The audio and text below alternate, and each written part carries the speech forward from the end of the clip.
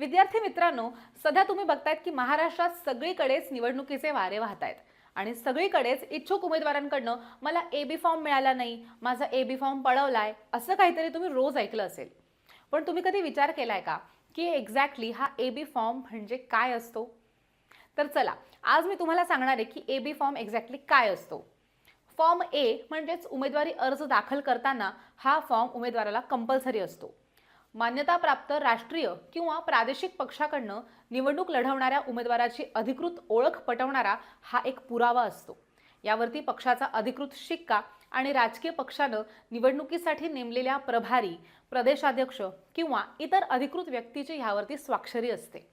आणि याचबरोबर पक्षानं अधिकृत केलेल्या उमेदवाराची सही, त्याचं नाव आणि त्याचा मतदारसंघ किंवा प्रभाग आणि त्याचं पक्षातलं पद लिहिलेलं असतं. दुसरा फॉर्म असतो फॉर्म बी. यामध्ये प्रथम क्रमांकाच्या पसंतीच्या अधिकृत उमेदवारासोबतच पर्याय उमेदवाराचं नाव सुद्धा दिलेलं असतं.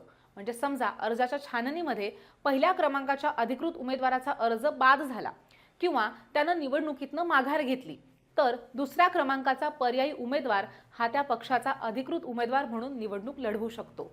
आणि म्हणूनच या दोन्ही फॉर्म्सना मिळून एबी फॉर्म असं म्हटलं जातं. तर ही माहिती तुम्हाला कशी वाटली ते आम्हाला सांगा नक्कीच. आणि अशा नवनवीन माहितीसाठी ज्ञानदीप सरळ सेवा हे ॲप्लिकेशन डाउनलोड करा. धन्यवाद.